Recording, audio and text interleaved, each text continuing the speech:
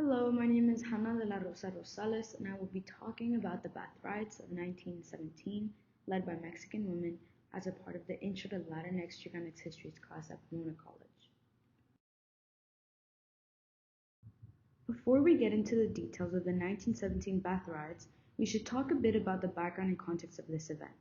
At this point in time, we are seeing migration from Mexico to the United States, primarily because of the economic effects of war. Mexico was undergoing the revolution, causing economic hardships, and the USA had a labor shortage because of their entry to World War I. At this point in time, the Mexico-US border did not function the way it does now, because the Border Patrol was not established until 1924 and migration was rather different. So, what did this border look like? When we think of immigration now, we think of long-term settlement, which was not the case for these migrant workers. The people who came to the US at this time were only interested in working, not settling or living in the US, as they continued to see Mexico as their home. However, the process of crossing the border in order to work cost them their dignity and health. Typhus was an epidemic disease of the time that caused fever, rashes, and stomach sickness. It was spread through contact with infected body lice and was fostered by poor sanitation and impure food and water. This disease was infecting soldiers fighting in World War I, the US, Mexico, and more. So, the United States Public Health Service, USPHS, assigned Claude C. Pierce, a highly esteemed senior surgeon in the USPHS, to improve the disinfecting plant located between Ciudad Juarez and El Paso, Texas. This location was described as workers being bathed with soft soap and warm water, but that does not fully describe the inhumane sanitary treatment Mexican workers underwent.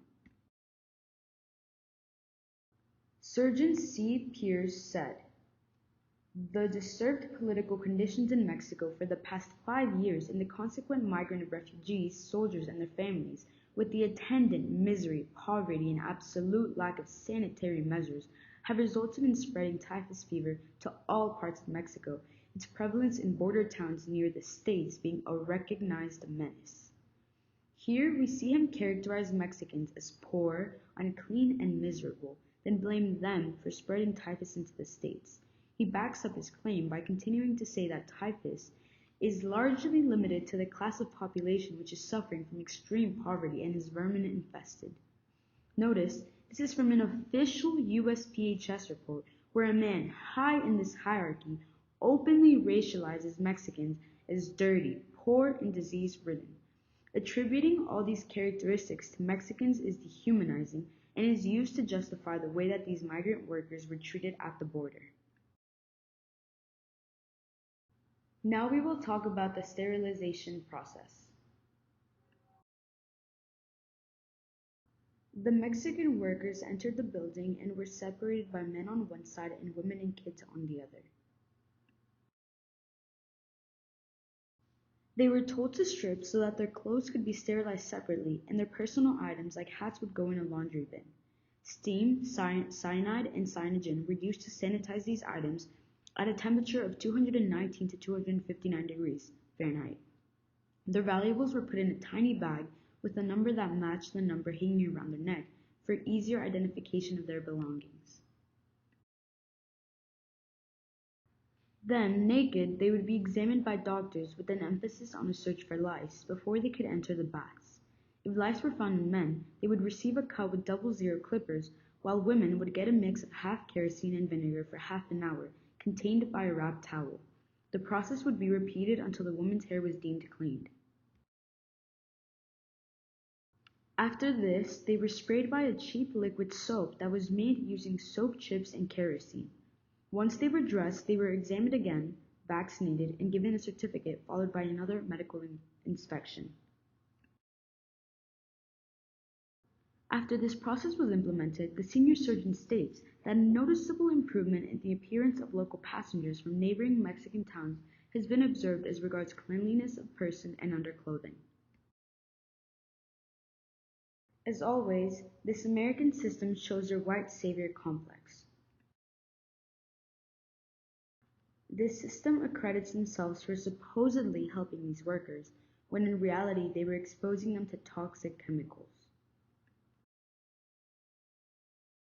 On January 28, 1917, Carmelita Torres, a 17-year-old Mexican young woman, led other women in protest against these baths because they were a restriction, a barrier, especially for Mexican women who lived in Juarez and were domestic workers in El Paso. Carmelita and other women were protesting the unjustifiable treatment from the officials at the sanitation center who were taking pictures of them naked while being sprayed with the kerosene soap.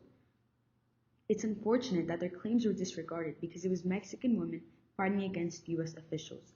Femininity was used as a weapon against their claims, making them seem like nothing but chismes, rumors unworthy of attention.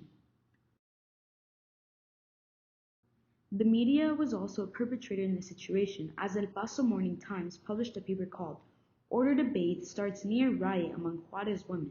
Auburn-Haired Amazon at Santa Fe Street Bridge Leads Feminine Outbreak." This paper depicts these women as disease carriers who put El Paso in danger, victimizing the city and the officials. This discredited the women's fight for humane treatment and villainized women of color.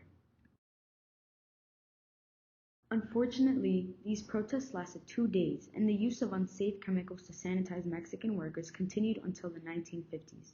Despite this, it's important to never forget how the U.S. mistreated Mexican immigrants. We can use this event to understand that gender and sexuality should be included in conversations about race.